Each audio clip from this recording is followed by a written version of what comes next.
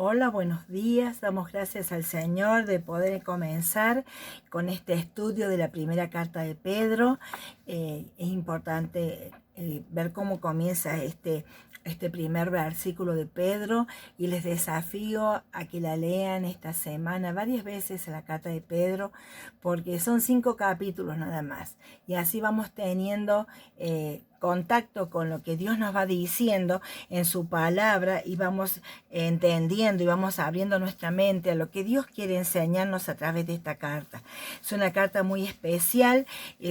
Pedro solo escribió 2 cartas que tenemos en nuestro canon y ya Pedro está en su ancianidad, ha pastoreado la iglesia de Jerusalén, ha pastoreado otras iglesias y en este momento él ya está declinando en su ministerio y va llegando un tiempo donde él sabe que Dios va a cortar su vida porque el Señor ya le ha dado a entender con qué muerte él va a morir.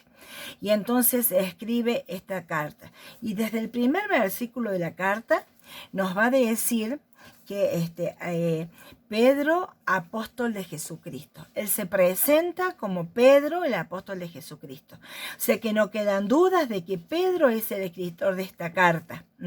Aunque hay gente que cuestiona esto a causa de que está escrito en un griego muy perfecto y dicen Pedro no era un hombre letrado para escribir en ese griego con tanta perfección, un griego muy puro, pero en el versículo 12 del capítulo 5, Pedro va a decir que por conducto de Silvano, o sea, escrito, o sea, Silas, que es el mismo Silvano que acompañó a Pablo, funcionó como su secretario y mensajero para llevar la carta a los destinatarios originales.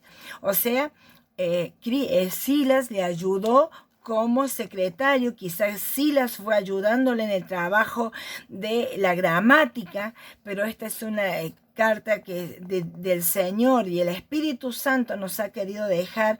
Pedro la escribió bajo la inspiración del Espíritu Santo, quizá dictándolo a Silas, que con su mano escribió lo que tenemos aquí.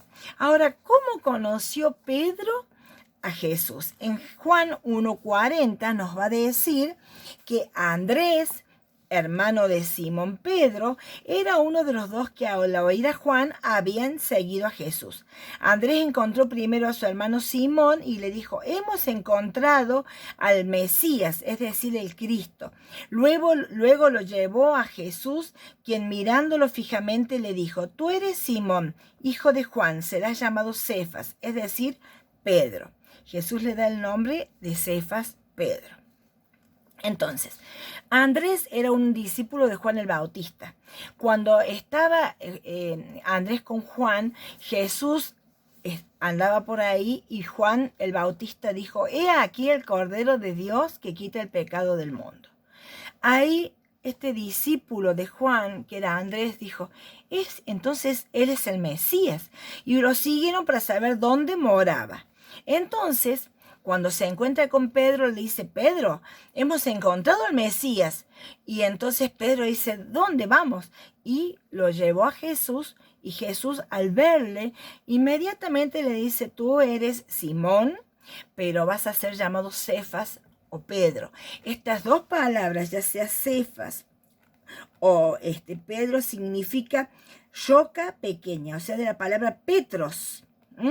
Es una roca pequeña. Tú eres Pedro. Tú vas a ser una roca importante entre mis apóstoles.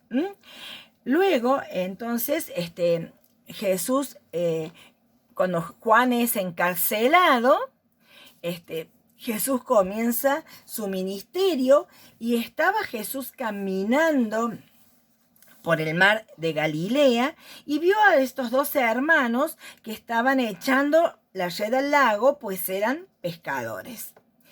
Entonces, ¿cuál era el oficio de Simón Pedro? Eran pescadores y eran socios de Juan y Jacobo en el trabajo de la pesca.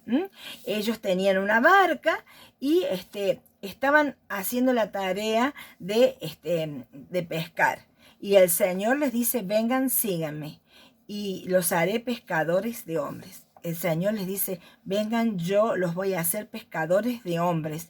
Y al instante dejaron las redes y le siguieron. O sea, ellos ya sabían quién era Jesús. Inmediatamente que el Señor los invita a que los sigan a Él, que sean sus discípulos, deja todo y le siguen. Pedro era un pescador sin letras y del vulgo, como dice en la versión Reina Valera 60. Los gobernantes, al ver la osadía con que hablaban Pedro y Juan, al darse cuenta que eran gente sin estudio ni preparación, quedaron asombrados y reconocieron que habían estado con Jesús. O sea, no eran hombres letrados, no eran hombres, pero Jesús los escogió. Porque Él veía el corazón y Él veía la materia prima para lo que Dios tenía el propósito de hacer, que era formar a su iglesia y conseguir a aquellos que iban a ser los líderes y el pastor de su iglesia. Entonces Jesús lo invita. Ahora vamos a ver cómo era Pedro en su personalidad. Y tenemos aquí el pasaje de Lucas 5, del versículo 1 al 11. Dice, un día estaba Jesús a orillas del lago de Genesaret y la gente lo apretujaba para escuchar el mensaje de Dios. Entonces vio dos barcas que los pescadores habían dejado en la playa mientras lavaban las redes. Subió a una de las barcas que pertenecía a Simón y le pidió que la alejara un poco de la orilla. Luego se sentó y enseñaba a la gente desde la barca. Cuando acabó de hablar, le dijo a Simón, lleva la barca hacia aguas más profundas y echen allí las redes para pescar. Maestro, hemos estado trabajando duro toda la noche y no hemos pescado nada, le contestó Simón. Pero como tú me lo mandas, echaré las redes. Así lo hicieron y recogieron una gran cantidad de peces que las redes se rompían. Entonces llamaron por señas a sus compañeros de la otra barca para que los ayudaran. Ellos se acercaron y llenaron tanto las dos barcas que comenzaron a hundirse. Al ver esto, Simón Pedro cayó de rodillas delante de Jesús y dijo, apártate de mí, Señor, soy un pecador. Es que él y todos sus compañeros estaban asombrados ante la pesca que habían hecho. Otra versión dice tenían temor. Y también no estaban Jacobo y Juan, hijo de Zebedeo, que eran socios de Simón. No temas, desde ahora serás pescadores de hombres, le dijo Jesús. Le dijo Jesús a Simón. Así que llevaron las barcas a tierra y dejándolo todo, le siguieron. Vemos aquí que a pesar de haber estado pescando toda la noche, ellos estaban haciendo una tarea. Estaban lavando las redes. O sea, vemos en Pedro un pescador responsable. Había trabajado duro toda la noche y lavaba sus redes, un diligente. Pero Jesús le pide que aleje la barca de la orilla. Y Jesús la va a usar como plataforma para proclamar el mensaje de Dios. Pedro accede, es accesible, es dispuesto, es bondadoso. Pero después de haber hecho eso, Jesús le dice, bueno, ahora vamos a mar adentro, vamos a pescar. Y Pedro le dice, Señor, hemos tratado de pescar toda la noche, pero como tú lo mandas, lo hagamos. O sea que vemos ahí a Pedro obediente a Jesús, a pesar de haber intentado toda la noche, porque tú lo mandas, lo voy a hacer. Obediencia.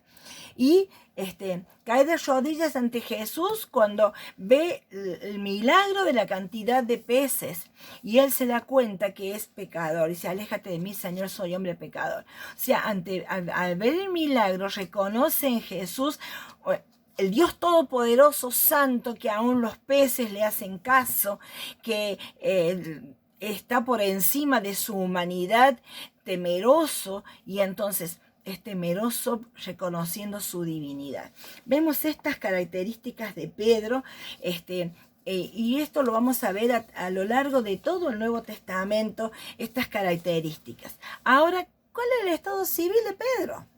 En Mateo 8:14 nos va a decir, cuando Jesús entró en la casa de Pedro, vio a la suegra que estaba en cama con fiebre. O sea, Pedro tenía suegra. Si tenía suegra era porque era casado. Y en 1 Corintios 9:5 Pablo va a decir esto. No tenemos derecho a viajar acompañados por una esposa creyente como hacen los demás apóstoles y Cefas y los hermanos del Señor. O sea que Pedro viajaba con una esposa creyente. Pablo tenía derecho, pero él había decidido quedarse solo para poder hacer una tarea para el Señor de todo el tiempo. Ahora, dice que Pedro tenía una esposa creyente. Qué bueno es saber que a Pedro lo acompañaba una esposa creyente en sus viajes. Pedro era casado. Ahora también Pedro era el vocero del grupo. Cuando los otros querían preguntarle algo al Señor, muchas veces le hacían señas a Pedro, porque Pedro no tenía problemas de hablar. Él era el que hablaba mucho, el que siempre expresaba lo que los demás tenían deseo de decir y no lo decían. Entonces, dice, cuando llegó así, expresando pensamientos, preguntas, mostrando sus fortalezas y debilidades. Cuando uno habla mucho, se ve lo bueno y lo malo. Dice, las muchas palabras nos falta pecado, nos dice Proverbios. Y Juan 13 va a decir, cuando llegó a Simón Pedro, le dijo, ¿y tú, Señor, me vas a lavar los pies a mí? Ahora no entiendes lo que estoy haciendo, le respondió Jesús, pero lo entenderás más tarde. No, protestó Pedro, jamás me lavarás los pies. Y Jesús le dice, si no te lavo, no tendrás parte conmigo. Entonces, Señor, no solo los pies, sino también las manos y la cabeza. Pedro era el de los absolutos. No, Señor, jamás. Bueno, Señor, entero. Este es el Pedro que no tenía dificultad en expresar lo que estaba pensando. Era un Pedro muy hablador y sincero. Era el vocero del grupo. Aquí este episodio fue en la cena, en la última cena, cuando el Señor lava los pies a los discípulos. Pero en Mateo, el Señor le va a decir, bienaventurado eres Simón, y le va a decir por qué. El Señor pregunta, ¿y ustedes quién dicen que yo soy? Y Pedro dice, tú eres el Cristo, el Hijo del Dios viviente. Pedro había comprendido que Cristo era el Mesías, el enviado de Dios, el Salvador del mundo, el Hijo del Dios viviente. Entonces el Señor le dice, dichoso Simón, bienaventurado Simón, hijo de Jonás, porque esto no te lo reveló ningún mortal, sino mi Padre que está en los cielos. Esto es una revelación que Dios le había mostrado a Pedro. Y ahora el Señor le va a decir, porque él declara esto, yo te digo que tú eres Pedro, y sobre esta piedra edificaré mi iglesia, y las puertas del reino de la muerte no prevalecerán contra ella. Sobre esta piedra, que es la declaración de Pedro, el Señor va a hacer un juego de palabras. Jesús usó aquí un juego de palabras con Petra, lo cual significa piedra de fundación, puesto que el Nuevo Testamento expresa claramente que Cristo es la piedra de fundación. Lo dice en 1 Corintios 3, ninguno puede poner otro fundamento que el que está puesto, el cual es Jesucristo. Cristo es la piedra de fundación, Cristo es la piedra cabeza del ángulo, y sobre esa piedra va a fundar la iglesia. Que el mismo Pedro lo va a aclarar en su carta, va a decir, Cristo es la piedra del ángulo principal, la fundamental, y sobre esa piedra nosotros como piedras vivas, o sea, Pedro dice, cada uno de nosotros somos piedritas que vamos a construir ese edificio, pero la piedra fundamental es Cristo. En este versículo hay mucha confrontación y confusión, porque la Iglesia Católica dice que el primer papa fue Pedro, basándose en este versículo. El Señor va a decir, sobre esta declaración que vos has dicho, Pedro, sobre esta es la roca, la fundación de que yo soy el Mesías, la piedra fundamental, el enviado de Dios.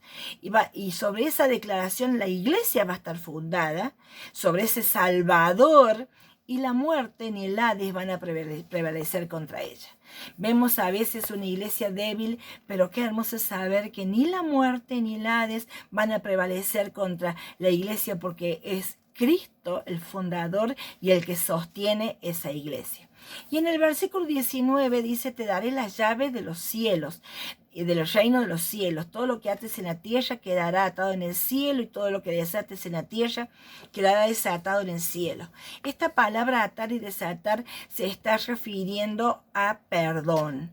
Y Pedro, vos vas a ser el encargado de abrir el reino para proclamar que hay perdón en la sangre de Cristo, y vos vas a poder desatar a los hombres que están esclavizados a su pecado, porque vas a ser el que vas a proclamar el evangelio. Vos vas a abrir el reino de los cielos. Esta iglesia que se funda en esta declaración que has dicho, vos vas a abrir esa puerta de la fundación de la iglesia. Y esto lo vamos a ver más adelante cuando Pedro predica el evangelio. Ahora, era un hombre de débil fe. O sea, tenía debilidades. No, o sea, tenemos que pensar que aquí está Jesús con ellos, pero que aún no ha venido el Espíritu Santo. Y ahí cuando van en el barco, en la barca, y él se arroja al mar para caminar en el agua, empieza a caminar, pero ve el viento y las olas, y el Señor le reprocha: hombre de poca fe, ¿por qué dudaste? Y después que él ha hecho esta declaración en Mateo 16, que tú eres el Cristo, y el Señor le dice bienaventurado, Jesús va a expresar que él va a morir, que él es el Mesías, pero que tiene que morir para dar su vida para salvar a los hombres. Y Pedro, lo dice, tenemos aquí, Pedro lo lleva aparte, y le dice: de ninguna manera, Señor, esto no te sucederá jamás. Jesús le volvió a decir a Pedro: aléjate de mí, Satanás. Quieres hacerme tropezar. No piensas en las cosas de Dios, sino en las de los hombres. Pedro está pensando en lo que a él le conviene como humano. No le conviene que Cristo se vaya, pero el Señor les está diciendo: es necesario. Estás pensando como una mente limitada, no estás pensando desde el punto de vista de Dios. Es que somos humanos y somos débiles como Pedro, y muchas veces pensamos lo que a nosotros nos conviene y no pensamos desde el punto de vista de Dios, en su soberanía y en su plan perfecto. Después, cuando el Señor va a morir y les dice que él va a ser entregado, el Señor le dice que él va a morir. Pedro está dispuesto y dice: no, Señor, nosotros te vamos a seguir donde vayas hasta la muerte. Entonces el Señor le dice en Lucas 22, 34, 31, que tenemos aquí, 34, Simón, Simón, mira que Satanás ha pedido zarandearos a ustedes como si fueran trigo, pero yo he orado por ti para que no falle tu fe, y cuando te hayas vuelto a mí, fortalece a tus hermanos. O sea, el Señor ya sabe que Simón le va a fallar, pero dice: yo he orado por ti para que tú sigas confiando en mí a pesar de tus fallas. Cuando vuelvas, fortalece a tus hermanos. Saben, el Señor sabe que somos débiles, pero qué hermoso que Él intercede por nosotros para que cuando nosotros caigamos en pecado haya un genuino arrepentimiento y volvamos a Él. Y en el versículo 33 va a decir: Señor, respondió Pedro, estoy dispuesto a ir contigo tanto a la cárcel como a la muerte. Pedro, te digo que hoy mismo, antes que el gallo 3 veces cante, negarás que me conoces. O sea, el Señor va a decir: Pedro, me vas a negar. Yo lo sé. Y sabemos que eso sucedió. Pedro negó al Señor y después lloró amargamente. Qué bueno que Pedro tenía un corazón tan sensible y se dio cuenta de lo que había hecho y recordó lo que el Señor le había dicho y lloró amargamente. Pero Pedro era un hombre débil y dice el Señor: el que piensa estar firme, mire que no caiga. No nos creamos fuertes, porque si Pedro, después de haber estado 3 años con el Señor, actuó así, cualquiera de nosotros podemos hacer lo mismo. Y después, cuando lo van a apresar al Señor, él agarra la espada y corta la oreja del siervo del sumo sacerdote. Y el Señor le dice: ¿acaso no he de beber el trago amargo que el Padre me da? O sea, el Señor dice: necesito beber ese trago amargo. Ahora, cuando el Señor ya resucitado, se encuentra con sus discípulos y habla con Pedro. Y el Señor le va a decir, 3 veces le va a preguntar a Pedro si lo amas. Pedro, ¿me amas? Pedro, ¿me amas? Pedro, ¿me quieres? Y cuando le hace, el Señor le dice, sí, Señor, te quiero. Sí, Señor, le dice Pedro. Pero cuando le pregunta la tercera vez, lo tenemos aquí, dice, por tercera vez Jesús le preguntó, Simón, hijo de Juan, ¿me quieres? A Pedro le dolió que por tercera vez Jesús le hubiera preguntado, ¿me quieres? Así que le dijo, Señor, tú lo sabes todo. Tú sabes que te quiero. Y Jesús le dijo, apacienta mis ovejas. El Señor lo estaba restaurando. ¿Cuántas veces Pedro había negado al Señor? 3 veces. El Señor le hace 3 veces la pregunta y le da la tarea de apacentar las ovejas, apacentar los corderos. Está diciendo, vas a tener que cuidar a los recién convertidos, vas a tener que hacer una tarea especial en mi iglesia y vos vas a estar a cargo de estas ovejas, de estos corderos. Esto es el encargo que Jesús le hace. Ahora en Hechos 1:15, después que el Señor ha resucitado, Pedro se encarga de hablar en el aposento alto y de buscar un sucesor para Judas. Dice, para elegir el sucesor de Judas, Pedro toma la iniciativa y preside tanto las características necesarias para ser reconocido apóstol de Jesucristo. Y este pasaje es importante porque nos da las características que tiene que tener un apóstol.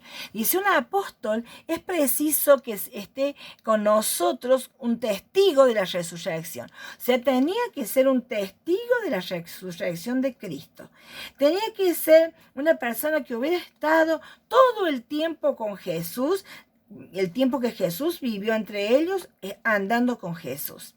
Entonces oraron que el Señor les guíe. Había 2 personas que tenían estas características y piden al Señor que les ayude para este cargo del servicio apostólico. O sea, ahí donde primeramente empiezan a nombrarse los apóstoles y es elegido Matías para reemplazar a Judas, el servicio apostólico. Entonces las características de un apóstol era ser testigo de la resurrección de Cristo, haber estado con el Señor todo el tiempo que vivió entre ellos y haber saber haber estado ser testigo de la muerte de Cristo y de su resurrección. Ahora, cuando viene el Espíritu Santo en Hechos capítulo 2, desciende el Espíritu Santo cuando todos están reunidos en ese mismo aposento alto, donde ellos están orando. Hay más de 120 personas, además de los apóstoles. Desciende el Espíritu Santo con poder y allí ellos empiezan a hablar en otras lenguas, empiezan a hablar, expresar las maravillas de Dios, empiezan a predicar el Evangelio, todos los apóstoles, y se hace un alboroto grande y toda la gente de la ciudad se agolpa en la puerta para saber qué ha pasado, qué ha sido este estruendo, qué es lo que ha sucedido ahí. Y entonces Pedro se para al frente y dice, Pedro con los 11 se puso en pie y dijo a voz en cuello, compatriotas judíos y todos ustedes que están en Jerusalén, déjenme explicarles lo que sucede. Presten atención a lo que les voy a decir. Y entonces les predica qué es lo que ha sucedido, les dice que Cristo ha resucitado y que ahora ellos están predicando en ese nombre de ese hombre que ha resucitado, que es Dios mismo, de ese Mesías, que Cristo es el Mesías enviado al que ellos mataron.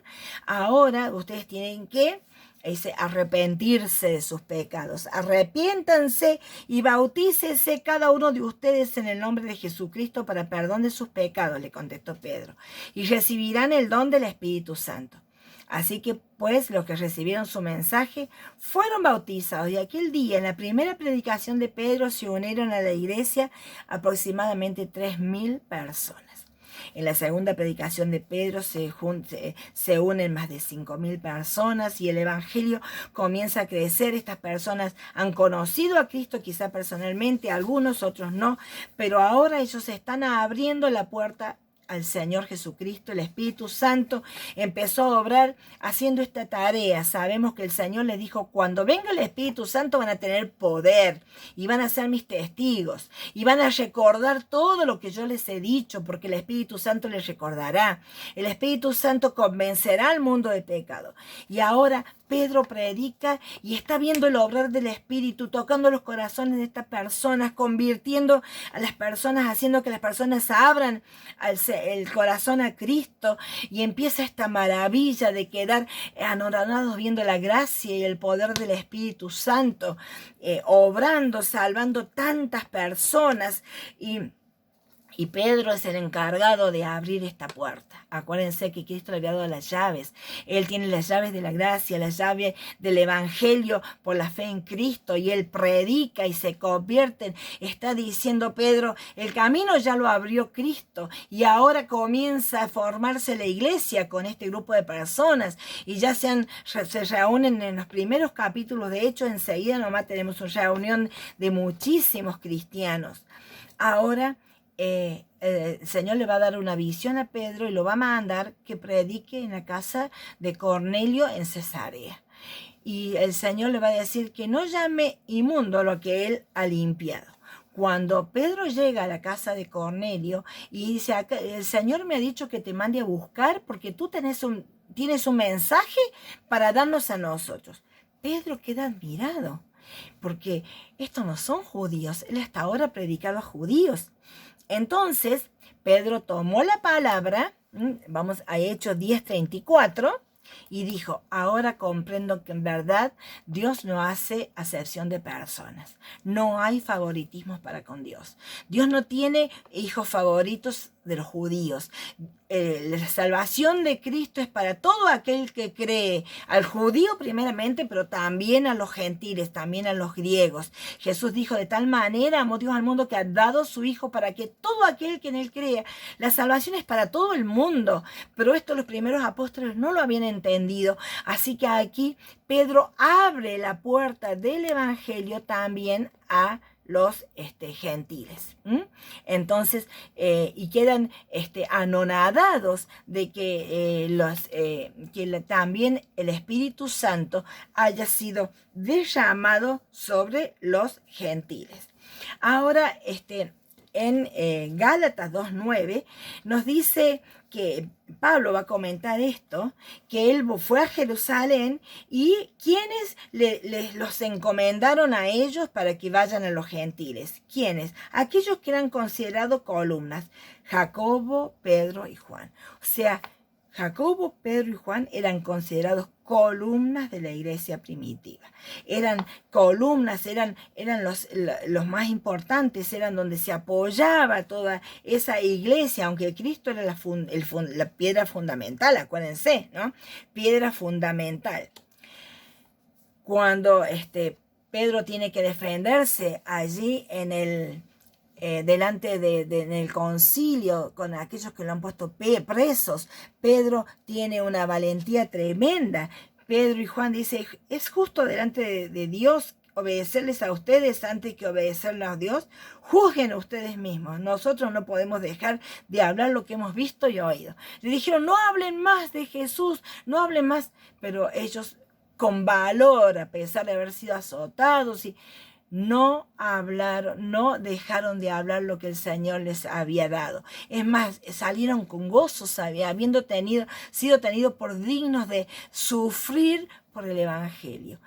Pedro tan temeroso, tan a veces cobarde antes de tener el Espíritu Santo, lo vemos poderoso, testificando del Señor, valiente, porque esta es la obra del Espíritu Santo. Dios no nos ha dado espíritu de cobardía, sino de poder, de amor y dominio propio. A veces decimos, ¿qué vamos a hacer si el día de mañana viene una persecución? Esta carta está escrita a personas que estaban sufriendo ese tipo de dolor y de tristeza. Pero ¿saben qué? El Espíritu Santo es el que nos va a dar esa valentía y nos va a dar la palabra. No tenemos que temer. Pero Pedro tenía tanto poder que cuando andaba por las calles, dice, era tal la multitud de hombres y mujeres que sacaban los enfermos a las plazas y los ponían en colchonetas y camellas para que al pasar Pedro, por lo menos su sombra cayera sobre algunos de ellos. O sea, también de los pueblos vecinos acudían multitudes que llevaban personas enfermas, atormentadas por espíritus malignos, y todas eran sanadas. La sombra de Pedro sanaba a los enfermos. Este Pedro, lleno del Espíritu Santo, está siendo un instrumento poderoso en las manos del Señor para mostrar que son testigos de Jesucristo, que Dios está confirmando a través de los discípulos, de los apóstoles, que no solo Cristo tuvo el poder, sino que ese poder lo tienen los apóstoles para confirmar que este mensaje viene de Dios, que este camino está abierto, que Dios está hablando a los hombres. Después levanta un paralítico, a Eneas, después resucita a Dorcas, una mujer que había estado muerta, una mujer que ayudaba a los pobres, y Pedro la resucita. Un Pedro valiente, lleno del Espíritu Santo, columna de la iglesia. Entonces tenemos esta conclusión. Pedro fue líder entre los apóstoles de Cristo. Encabeza cada lista de los apóstoles en los evangelios. Hay más información en los evangelios de Pedro que de los otros apóstoles. Cristo lo llamó Pedro, que significa piedra. Era el vocero de los apóstoles. Repite los dichos de Cristo y fue testigo de los sufrimientos de Cristo. Fue el predicador que abrió la puerta del Evangelio de la Gracia a judíos y gentiles. Que el Señor les bendiga y hasta el próximo sábado. Mándenme personalmente las respuestas si quieren de las hojitas que les he mandado. El Señor les bendiga.